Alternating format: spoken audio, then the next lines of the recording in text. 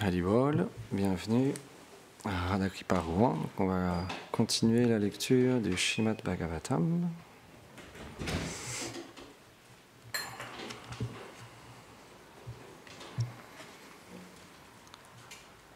Om Namo Bhagavate Vasudevaya.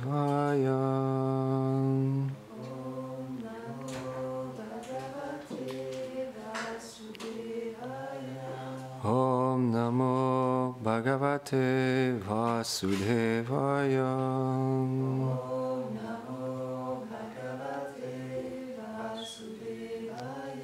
Om Namo Bhagavate Vasudevaya.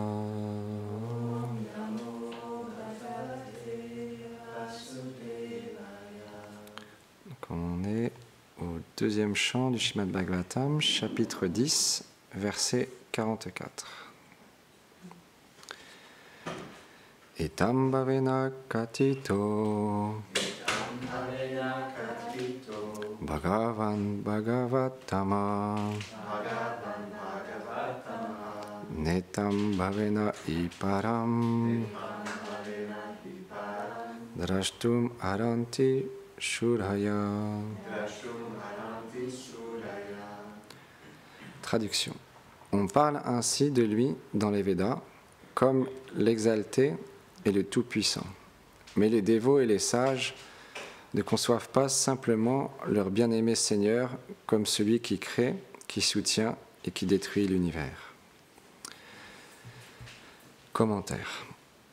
Dans des déclarations comme Tasmad va et Tasmad, Atma Akasha Shambhuta, du Seigneur a paru l'éther. Upanishad, Tetitriya Upanishad 2.1.3 et ensuite So Kamayata Bahu Svam Prajayeya, il désira, puissais-je devenir multiple afin de développer une descendance. Tetraya Upanishad 2.6. Le Seigneur est décrit comme le Créateur. Or les pieux dévots ne le voient pas simplement ainsi. En effet, Mahavishnu, qui est une émanation plénière de Krishna, n'est qu'un aspect du Seigneur en relation avec la création. Dans sa forme originelle, Krishna manifeste toutes les caractéristiques de la personne suprême en relation avec le monde spirituel qui comprend ses demeures transcendantales et éternelles. Là, le Seigneur manifeste éternellement ses formes de Krishna, de Ram, de Narayan, etc. et accomplit des activités avec ses innombrables associés. Jai.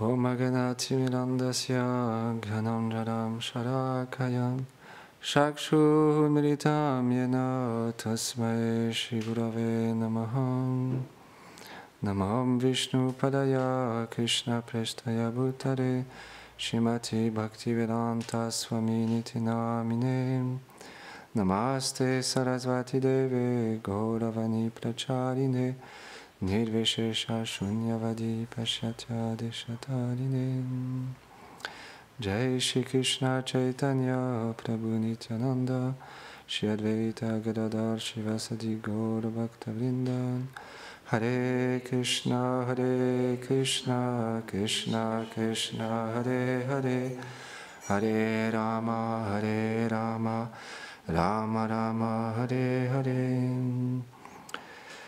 Vrindai Tulasi Devyai Priyai Keshava Sacha Krishna Bhakti Pratelevi Satyavate Namo Namaha Vanchakarpatarubhyacha Kripa Sindhubhyahevacha Patitanam Pavanebhyo Vaishnavebhyo Namo Namaha. Avant de commencer à parler, j'implore les bénédictions de mon maître spirituel ainsi qu'à Srila Prabhupada, toute une façon spirituelle, Guru Parampara, ainsi qu'à Govinda Maharaj, toutes les dévotes et les dévots ici assemblés.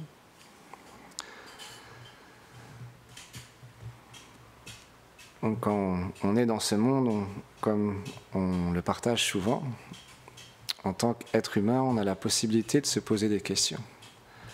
Et une des questions qui peut nous venir, c'est pourquoi nous sommes ici et que fait-on dans ce monde matériel et pourquoi le Seigneur nous a créés. Et dans ce verset, dans le commentaire, c'est bien expliqué que le Seigneur, il désire développer des relations avec les jivas. C'est pour ça que nous existons, pour avoir une relation d'amour avec le Seigneur suprême. Et l'amour, c'est ce que nous cherchons. Tous les êtres dans ce monde cherchent l'amour. Mais qu'est-ce que l'amour? C'est ça la grande question. Parce que beaucoup maintenant de coachs sportifs, de New Age, de professeurs, de yoga, de thérapie, thérapeutes, etc., parlent du bonheur, parlent de l'amour, mais est-ce qu'ils connaissent véritablement le véritable bonheur et le véritable amour? À un certain niveau, oui, bien évidemment.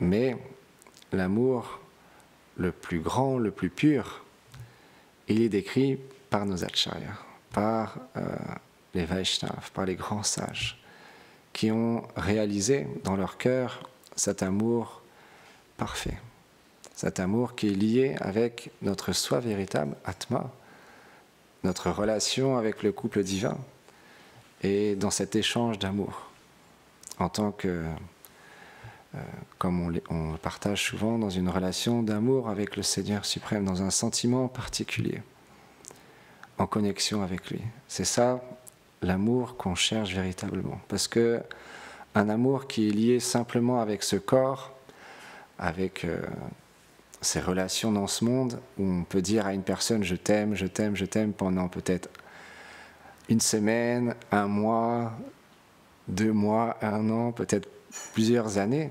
Mais un jour ou l'autre, cette personne, son caractère il change, ses habitudes changent, ses fréquentations changent, sa manière de vivre change. Et il y a comme petit à petit un désaccord qui se crée entre nous.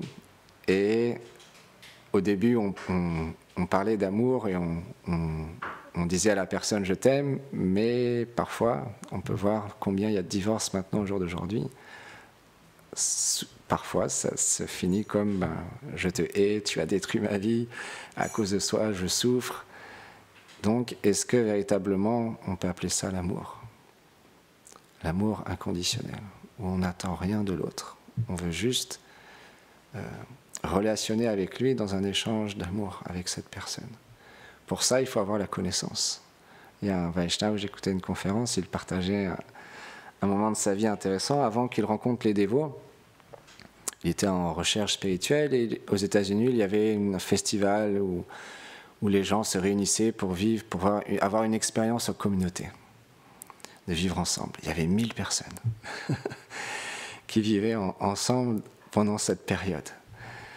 Et il explique, donc, dans cette communauté, ils avaient un principe intéressant, ils cuisinaient végétarien, et une fois que les préparations étaient prêtes, ils les ramenaient dans un endroit et ils s'asseyaient tous en cercle autour de la nourriture. Et ils fermaient les yeux, ils méditaient, et ils chantaient « Om, Om », comme pour sanctifier la nourriture. Et en fait, après avoir côtoyé un petit peu plus cette communauté, il a découvert que la personne qui avait créé ce festival, cet endroit, avait côtoyé Srila Prabhupada, avait rencontré Srila Prabhupada. Et il avait appris le home. Et il faisait de cette manière-là pour offrir d'une certaine manière la nourriture. Et il expliquait dans cette communauté aussi une autre chose intéressante.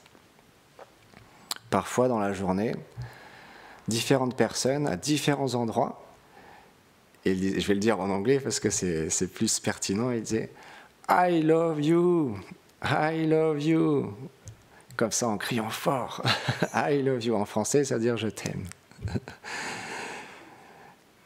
Mais il expliquait dans sa conférence, ce qui était intéressant justement, c'est que les personnes disaient comme ça « je t'aime, je t'aime, je t'aime ». C'est quelque chose d'assez courant dans ce milieu un peu New Age, un peu hippie. Mais est-ce que la personne se connaît véritablement? En anglais, I, c'est je. Je, mais qui? Qui suis-je véritablement? Parce que quand on dit à quelqu'un je t'aime, mais on doit savoir qui on est véritablement. Et love, ça veut dire l'amour.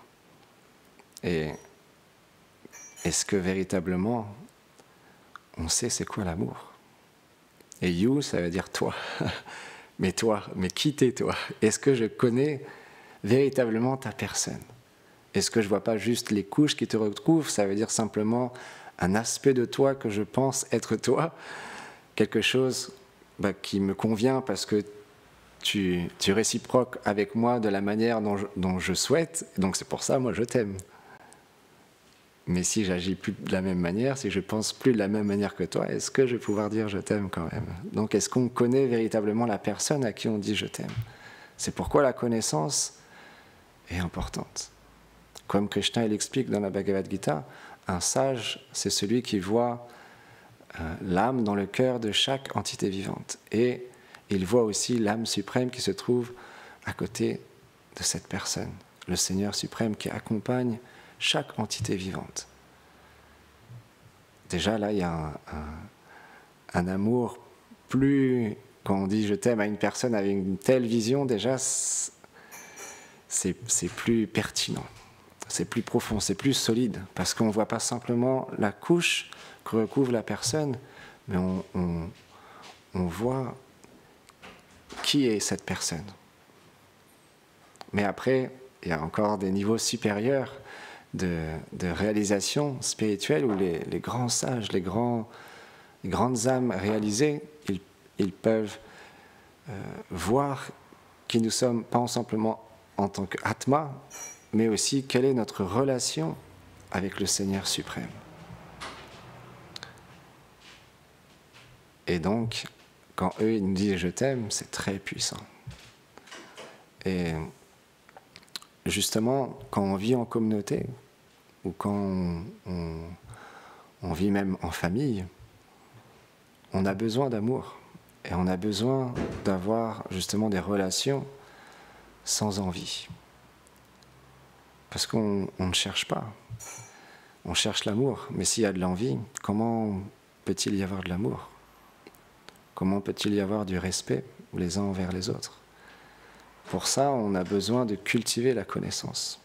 C'est pourquoi tous les jours, on écoute sur les gloires du Seigneur et on étudie et on partage aussi cette connaissance aux êtres pour qu'ils puissent rentrer en contact avec cet amour et découvrir le véritable amour.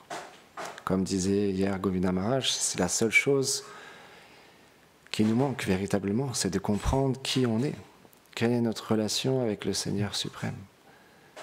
C'est la seule chose qui manque à ce monde. Parce que des guerres, il y en aura toujours. Des étés un peu pluvieux, ou des printemps un peu froids, ou des hivers très très froids, ça change tout le temps, ça sera toujours comme ça, des cycles où les températures changent, où il y aura des catastrophes naturelles, il y aura toujours des personnes qui auront une tendance à nous critiquer ou à nous juger, parce qu'ils ne comprennent pas qui nous sommes véritablement. Parce que si la personne en face comprenait qui véritablement je suis, elle ne pourrait pas me juger, elle ne pourrait pas ne pas m'apprécier. Comme un jour, chez la Bhaktivinoda Maharaj, il a donné cette conférence où j'ai vraiment beaucoup apprécié. Il y avait une personne dans l'assemblée, et il a posé une question vraiment intéressante parce que chez la Bhaktivinoda Maharaj, il partageait des divertissements avec Madhu Mangal. Et Madhu Mangal, comme on l'entend, je ne vais pas dire parfois, souvent, il apprécie beaucoup la nourriture. Et cette personne, à la fin, il a dit, mais ça semble un peu étrange, parce que Madhu Mangal, il aime tellement la nourriture, on peut le percevoir un peu comme un glouton, quelqu'un qui prend plaisir à manger. Et il a dit non. Krishna, il aime Madhu Mangal de cette manière-là. Et il aime voir Madhu Mangal manger de cette manière-là et être autant avide de prashad de cette manière-là. Ça m'a vraiment touché. Parce que c'est ça Krishna. Il nous aime tous d'une manière parfaite, individuelle et unique. C'est pourquoi si on veut ne pas développer de l'envie, on doit se connecter au monde transcendantal. Parce que le monde transcendantal, il n'y a pas d'envie. Ça n'existe pas. On peut voir par exemple avec le divertissement de Mary Yashoda, quand elle était tellement absorbée dans son enfant chéri Gopal, et à un moment donné, le lait, en voyant l'amour qu'avait Mary Yashoda pour Gopal, et le bonheur que son enfant Gopal avait à téter le sein de Mary Yashoda, il s'est dit, mais je suis inutile. À quoi bon de vivre? Et dans ce sentiment-là, il a voulu déborder du pot et mettre fin à ses jours. Mais Mary Yashoda, en voyant ça, elle a pris Gopal, elle l'a posé à côté, quelques gouttes, elle lui a dit non, parce que tout est vivant à Vraj. Même le lait est une personne. Elle a dit non, ne t'inquiète pas, je vais t'engager. C'est ça l'amour. Ça, c'est l'amour. Mary Yashoda, elle a placé quelques gouttes pour faire redescendre le lait. Elle a dit ne t'inquiète pas, je vais te préparer des mets délicieux avec toi pour mon enfant Gopal. Tu es utile. Tu as une raison de vivre. C'est pourquoi, quand des moments difficiles viennent dans notre vie, on est perdu, notre mental a pris le dessus et on est complètement pris par le mental. Et on s'éjecte nous-mêmes de la miséricorde. Parce que la miséricorde, elle est toujours disponible. Les Vaishnavas, ils sont toujours miséricordieux. Un Vaishnava qui est pur de cœur, il ne pourra jamais nous écarter de la miséricorde, si on le désire. Malgré tous nos défauts, malgré toute notre incapacité, nos limitations, si on désire recevoir la miséricorde, continuer à servir le Seigneur, un Vaishnava, il pourra toujours nous engager. Il pourra toujours nous permettre d'être connectés au service de dévotion. Parce qu'il voit justement le potentiel qu'on a de servir le couple divin. Et un jour, justement, il raconte une histoire dans cette conférence qui est vraiment intéressante. Il y avait un jeune homme d'une vingtaine d'années qui se baladait dans la rue et il a croisé un vieil homme un peu plus âgé, une cinquantaine, une soixantaine d'années. Il a dit « Oh, cher monsieur, est-ce que vous me reconnaissez ?» Et donc il s'est retourné, il lui a dit « Non, désolé, je ne te reconnais pas. » Et il lui a dit « Mais si, en fait, j'étais ton élève, tu étais mon professeur. » Il a dit « Ah oui, ok, qu'est-ce que tu deviens maintenant ?» Et il a dit « Ah ben, je suis devenu moi-même professeur. » Il dit « Ok, c'est super, qu'est-ce qui t'a donné l'envie d'être professeur ?»« Ben, c'est vous qui m'avez donné l'envie d'être professeur. » Il dit « Ah, comment ça? Qu'est-ce que j'ai bien pu faire pour te donner l'envie d'être professeur ?» Il lui a dit « Vous vous rappelez pas? Il y a un événement très spécial qui s'est passé dans notre classe un jour. » Et il lui a dit « Ok, quoi donc ?» Et donc là, il a commencé à raconter. Il a dit « Un jour, j'étais assis à ma table et à côté, il y avait un de mes camarades qui venait d'acheter une très belle montre. Et à un moment donné, il a pris sa montre et il l'a mis dans sa poche. Moi, j'étais attiré par cette montre et quand il a tourné sa tête, discrètement, j'ai pris sa montre et je l'ai mis dans ma poche. Et après quelques instants, mon camarade de classe, de nouveau, il voulait récupérer sa montre et puis il a pris dans sa poche, il a vu que sa montre avait disparu. Puis il est venu vous voir, il vous a fait part que quelqu'un lui avait pris sa montre. Donc à ce moment-là, vous avez dit, s'il vous plaît, il y a quelqu'un qui a pris la montre de telle personne, rendez-lui. Mais moi, j'avais envie de garder cette montre, donc j'ai rien fait. Donc à ce moment-là, vous avez fermé la porte à clé. Vous nous avez demandé de nous mettre en cercle, les yeux fermés. Donc on s'est tous mis en cercle, les yeux fermés. Et là, vous êtes passés l'un après l'autre pour regarder dans nos poches si on n'avait pas piqué la montre. Et évidemment, vous avez récupéré la montre et vous l'avez redonnée à la personne, mais vous n'avez rien dit. Pas un mot. Vous n'avez jamais reparlé de cet événement-là. Et ça m'a touché. Parce que ce jour-là, vous avez sauvé ma dignité. Et en même temps, moi-même, j'ai réalisé, je me suis senti tellement honteux, j'ai réalisé que je ne voulais plus être un voleur. Je voulais devenir quelqu'un de bien. Et ça m'a donné l'envie de devenir professeur comme vous. Et il dit, du coup, vous vous souvenez pas de moi? Vous vous souvenez de cette histoire? Il dit, oui, je me souviens de cette histoire, mais je ne me souviens pas de toi parce que quand j'ai cherché dans chaque poche des personnes présentes dans la classe, moi aussi j'avais les yeux fermés. Imaginez-vous? C'est une belle leçon. Parce qu'il ne voulait pas voir qui avait volé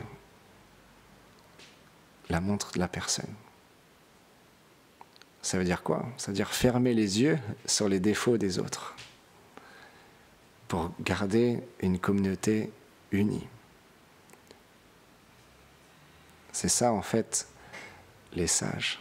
Et chez la Vishwanath Chakravarti Thakur, dans un de ses commentaires du 4e chant du Srimad Bhagavatam, il explique en fait qu'il y a 4 sortes de personnes qui voient des fautes chez les êtres vivants et 4 sortes de personnes qui voient les qualités chez les êtres vivants. Alors je les ai notés parce que c'est des mots en sanskrit, mais c'est vraiment intéressant. Donc les personnes qui voient des qualités, c'est les Mahat, Mahatara, Mahatama, Ati Mahatama. Et ceux qui voient les fautes, Asadu, Asadutara, Asadutam et Atya Sadutam. Le Mahat,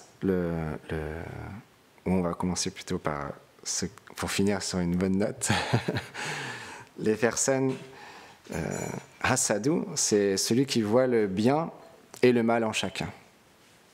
Il voit les qualités, mais il voit aussi les défauts. Mais Asadu, ça veut dire qu'il se concentre plus sur les défauts.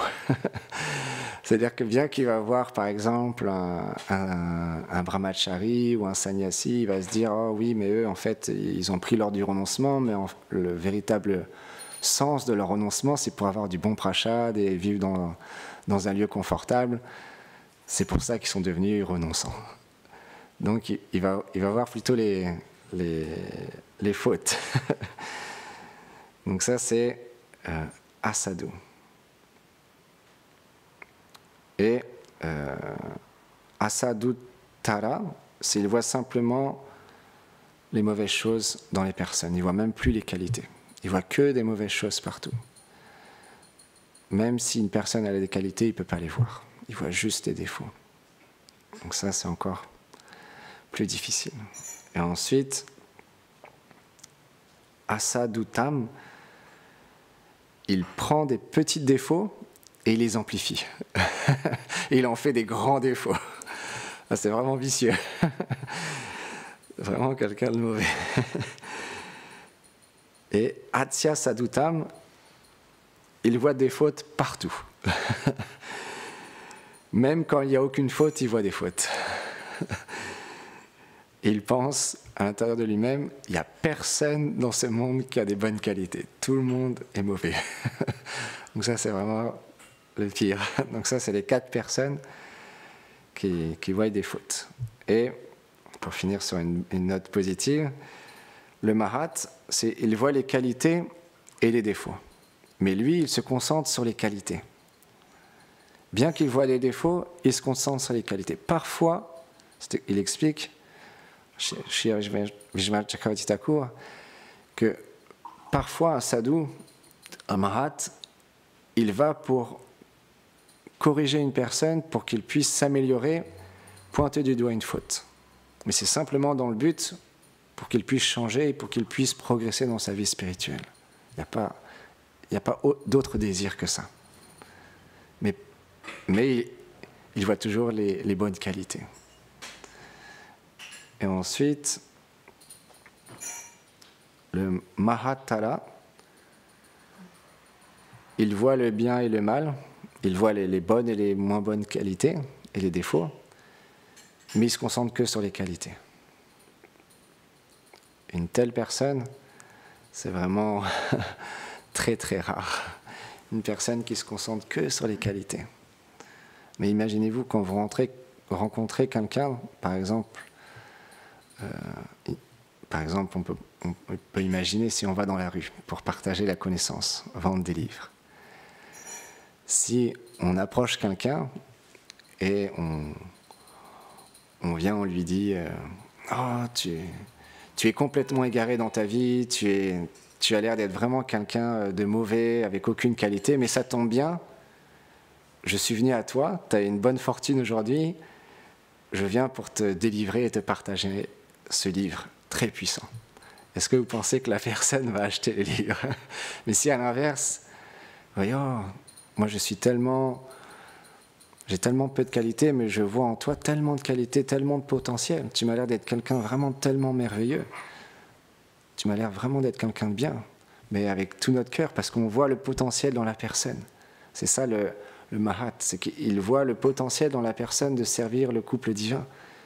Il voit l'âme chez les êtres. Alors une telle personne va être touchée, parce que personne parle comme ça. Et donc là, il va acheter le livre, naturellement, parce qu'il va être touché. Parce que les gens cherchent l'amour. Et ils cherchent des personnes qui ont une vision différente du monde qui nous entoure. Et pour finir, parce que je voulais raconter une très belle histoire, ensuite il y a le Ati Mahatama. Il voit les qualités même s'il n'y a pas vraiment de qualité chez la personne. Il voit quand même les qualités. Et pour finir, je voulais partager une très belle histoire. Un jour, il y avait un garçon des rues dans le sud, à Bombay, en Inde, et il avait pour habitude de voler. Et un jour, il s'est fait attraper par la police, il s'est fait enfermer en prison. C'est une histoire vraie. Hein. Et dans cette prison, dans une des poubelles, il y a un garde qui avait jeté un magazine Bhakti Godhead, un magazine spirituel. Et il a ouvert ce magazine et il a vu la photo de Srila Prabhupada avec une belle montre en or. Et il a vu cette montre et il a dit « Je veux avoir cette montre ». Particulier, hein. Et donc quand il a été libéré de la prison, il s'est renseigné, il a dit « Où c'est que je peux trouver ce swami, cette personne pour lui piquer sa montre ?» Et donc il a vu une annonce qu'il y avait un temple à Bombay. Donc il est arrivé dans le temple. C'était un voleur expert, donc il a vraiment joué le jeu. Oh, j'aimerais tant rencontrer cette personne. Ça a l'air de vraiment être quelqu'un de spécial. J'aimerais le rencontrer. Et il s'est trouvé qu'il est tombé sur Giriraj Maharaj. Et il a dit oh, ben, écoute, en ce moment il est pas à Bombay. Je crois qu'il est à Hyderabad, c'est ça qu'on dit, Hyderabad, en train de donner une conférence, mais c'est pas grave, tu peux rester ici, tu peux l'attendre. Et donc il est resté ici, il faisait le programme du matin, lever 4h du matin, douche, le programme, le harikata, et puis la journée il faisait du service, etc. Mais au bout de quelques temps, il s'est dit, moi je suis venu pour lui voler sa montre. Je commence à m'impatienter, il est approché Giriraj Maharaj et lui a dit je veux vraiment le rencontrer. S'il te plaît, est-ce que tu peux pas me donner un ticket pour que j'aille le rencontrer? J'ai vraiment un désir fort d'aller le rencontrer. Il voulait juste piquer la montre de Srila Prabhupada.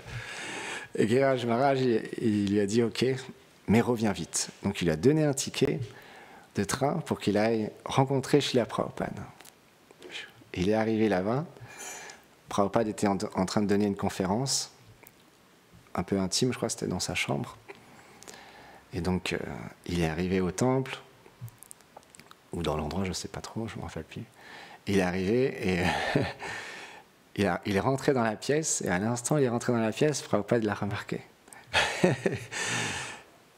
Et donc il a dit viens, il l'a fait venir devant lui. Et il a dit ok, qui tu es, d'où tu viens, comment tu t'appelles, et puis donc il lui a expliqué un petit peu son histoire. Prabhupada a dit ah ok, très bien, pourquoi tu es venu ici? C'est le test.